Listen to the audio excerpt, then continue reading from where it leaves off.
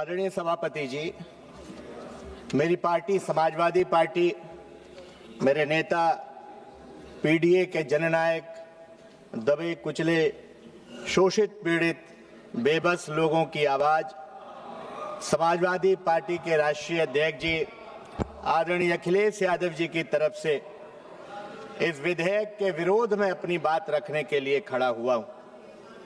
सभापति जी, जो पीड़ित हैं, बेबस हैं, हम उनका हक दिलवाएंगे, उनकी आवाज उठाएंगे, हम उनका हक दिलवाएंगे। सभापति जी, हम पीडीए के मानने वाले लोग हैं, जो पीड़ित हैं, दुखी हैं, अपमानित हैं, हम आज उनके साथ खड़े हैं।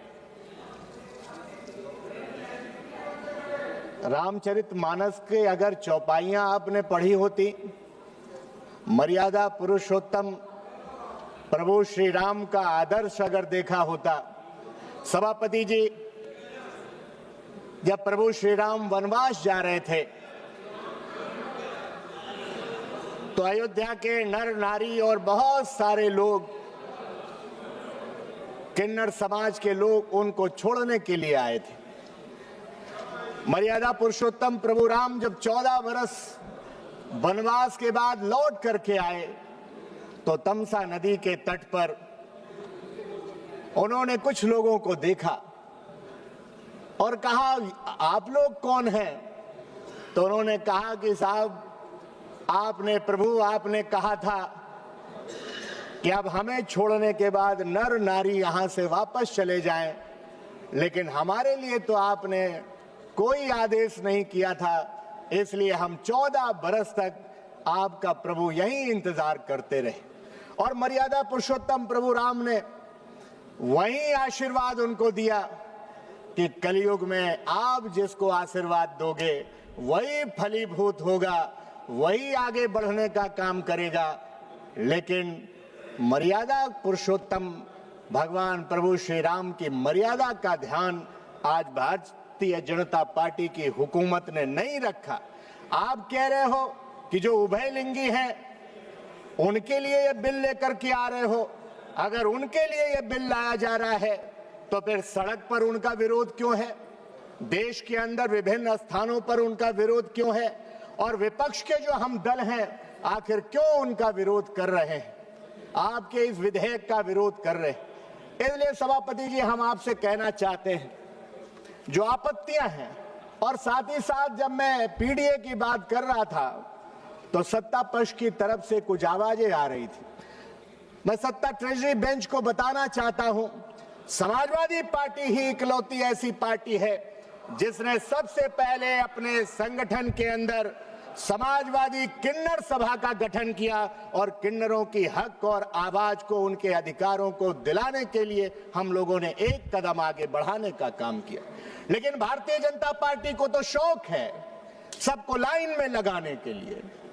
आपने नोटबंदी के नाम पर देश की जनता को लाइन में लगा दिया। आपने अब जिलाधिकारी के माध्यम से इन किन्नर समाज के लोगों को भी आप लाइन में लगाने के लिए, आप पता नहीं आपको लाइन में लगाने की इतनी क्यों जल्दी रहती है। सभापति जी, जो आपत्तियां हैं, ये बिल ट्रांसजेंडर व्यक्ति की एक बहुत ही संकीर्ण और लिमिटेड परिभाषा देता है।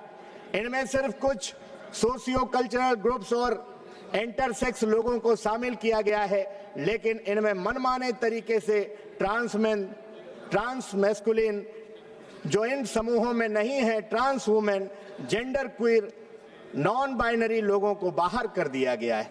ये साफ तौर पर अनफेयर एक्सक्लूजन है, इसका कोई संवैधानिक आधार नहीं है। असल में ट्रांसजेंडर एक अम्ब्रेला टर्म है और इसके अलग अलग तरह की आइडेंटिटीज हैं, एक्सपीरियंस आते हैं। इस डाइवर्सिटी को इग्नोर करना न सिर्फ संविधान के खिलाफ है, बल्कि इससे लोगों को और ज्यादा एक्सक्लूड और हाशिए पर किया जाएगा। प्रस्तावित संशोधन बिना किसी ठोस कारण के और असंवैधानिक तरीके से 2019 के एक्ट की धारा 4(2) को हटा देता है, जो सेल्फ आइडेंटिफाई, खुद की पहचान तय करने के अधिकार की गारंटी देता था। सेल्फ आइडेंटिफिकेशन को हटाना एक तरह से व्यक्ति की पहचान, उसकी गरिमा और अपने फैसले लेने की आजादी को खत्म करना है। ये ऐसा है जैसे इंसान को अपने ही असली रूप में जीने को गलत या अपराध जैसा बना दिया गया है। इससे संविधान के अनुच्छेद 14, 15, 19 और 21 भी कमजोर होते हैं। पिछले कुछ सालों में नेशनल पोर्टल 15 मार्च 2026 के अनुसार 37,000 एप्लीकेशन में से 32,000 सक्सेसफुली प्रोसेस हुए हैं। 2019 एक्ट के तहत इससे कई ट्रांसमैन, ट्रांस वुमेन और जेंडर क्वीर लोगों को लीगल पहचान और प्रोटेक्शन मिला था, लेकिन अब इस नए संशोधन के कारण उनकी ये लीगल पहचान, उससे जुड़े हुए अधिकार और सुविधाएं खतरे में पड़ सकती हैं। जिस देश में सांस्कृतिक और धार्मिक आत्मा के आधार पर महाभारत हो, गीता हो, उसमें भी कहीं ना कहीं अगर महाभारत में हम देखें तो उसमें भी शिखंडिष्ट महारथा कह करके संबोधित किया गया था। आज आप क्यों उभयलिंगी समुदाय के खिलाफ हो गए?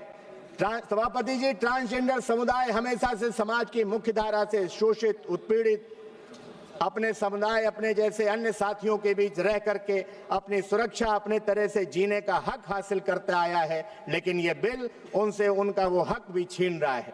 प्रस्तावित धारा 18G जो किसी को ट्रांसजेंडर के रूप में दिखाने के लिए बहकाना या मजबूर करना को अपराध बनाती है, काफी चिंताजनक है।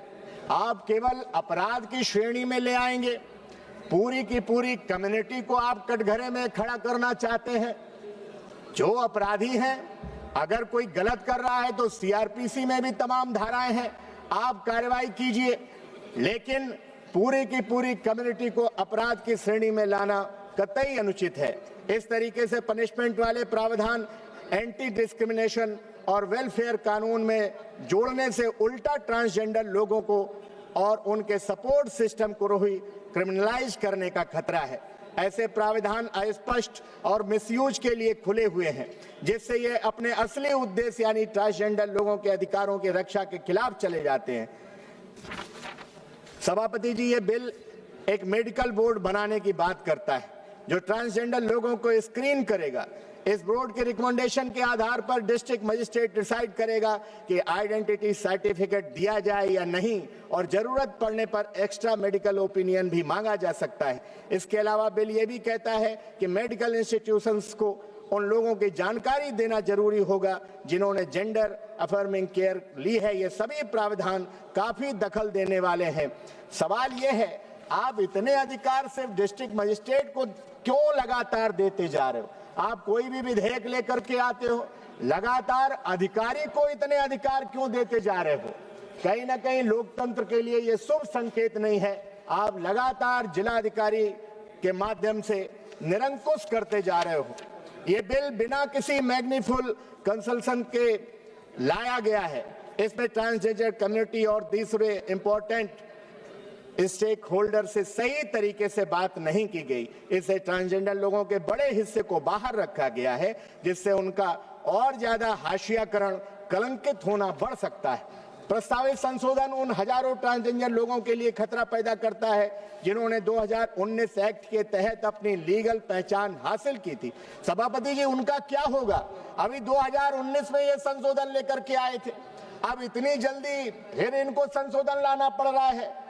जिन्होंने 2019 एक्ट के तहत अपनी लीगल पहचान हासिल की थी, इससे उनकी जिंदगी में गहरी सोशल और लीगल अनिश्चितता आ जाएगी। ये न सिर्फ इम्प्रैक्टिकल है, बल्कि इससे लोगों को फिर से भेदभाव का शिकार होना पड़ेगा। ऐसे में कई लोग अनसेफ और अनरेगुलेटेड मेडिसिन ऑप्शन यानी कि सर्जरीज की तरफ बढ़ जाने को मजबूर हो सकते हैं।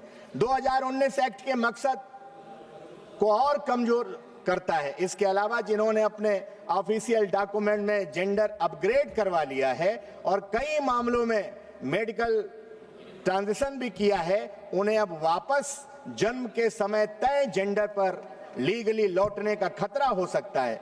इस तरह का रोल बैक लोगों में अपनी लीगल आइडेंटिटी को लेकर के, नौकरी को लेकर के, बेसिक सर्विस को लेकर के गहरी चिंता और असुरक्षा पैदा करता है। जिन्होंने अपनी पूरी जिंदगी 2019 के एक्ट के तहत ढाल ली है, उनका क्या होगा? 2016 का बिल एक वजह से बदला गया था और खुद प्रधानमंत्री जी ने भी G7 में और संसद में 2019 के एक्ट को प्रोग्रेसिव एक्ट बताया था और ये कहा था कि हमने ट्रांसजेंडर लोगों के अधिकारों की सुरक्षा के लिए कानून बनाए हैं। लेकिन अब इन प्रोटेक्शंस को वापस लेना सरकार की अपनी ही सोच और विजन के खिलाफ है। इससे ट्रांसजेंडर जेंडर डाइवर्स लोगों को सालों की सोशल, लीगल, पर्सनल प्रोग्रेस कमजोर हो जाएगी। ऐसा कोई भी संशोधन जो इन अधिकारों को नजरअंदाज करता है वह न सिर्फ इम्प्रैक्टिकल होगा बल्कि हार्मफुल भी होगा और संविधान के हिसाब से भी सही नहीं ठहराया जा सकता है। सेक्शन 18G वाला प्रावधान गलत समझ पर आधारित है और गलत जगह रखा गया है। इससे ट्रांसजेंडर लोगों के साथ साथ उनका सपोर्ट सिस्टम जैसे उनके परिवार, दोस्त, doctors, health care providers, community groups और NGOs सबको हैरेसमेंट, डराने, धमकाने, झूठे केस, यहाँ तक कि जेल के खतरे में भी डाल देता है। प्रोटेक्शन देने के बजाय ये बिल घरों और सपोर्ट सिस्टम के अंदर डर और अनिश्चितता पैदा करता है।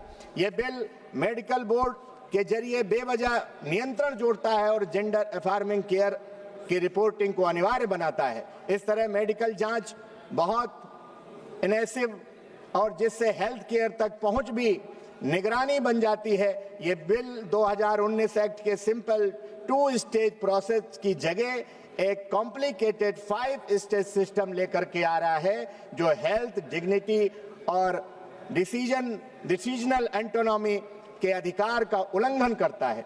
ध्यान देने वाली बात यह है कि 2019 के ट्रांसजेंडर बिल पर बनी स्टैंडिंग कमेटी ने पहले ही ऐसे सिस्टम के खिलाफ चेतावनी दी थी। उन्होंने कहा था कि स्क्रीनिंग पैनल में मेडिकल प्रोफेशनल्स होने से ये खतरा बढ़ जाता है कि किसी की आइडेंटिटी को मेडिकली, फिजियोलॉजिकल या बायोलॉजिकल एलिजिबिलिटी के आधार पर परखा जाएगा। ऐसी अप्रोच ट्रांस आइडेंटिटीज को एक बीमारी की तरह दिखाता है और सपोर्ट कोर्ट के फैसलों व इंटरनेशनल ह्यूमन राइट्स स्टैंडर्ड्स के खिलाफ है जो ये मानते हैं कि हर व्यक्ति की सेल्फ आइडेंटिटीज जेंडर को मान्यता मिलनी चाहिए।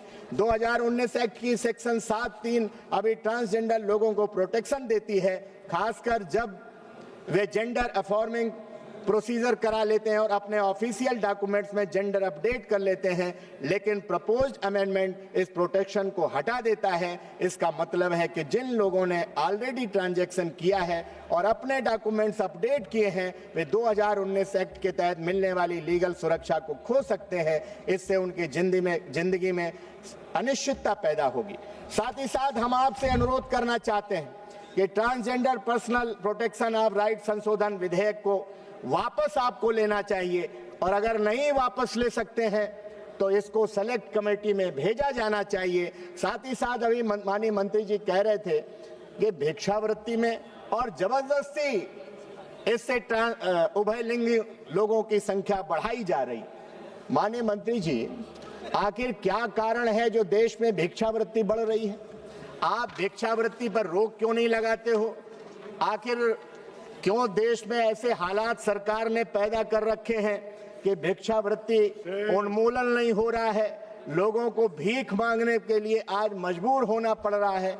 आप भीख मांगने पर रोक लगाइए, लोगों का जीवन यापन स्तर ऊपर उठाइए जिससे लोग भीख मांगने को मजबूर न हो।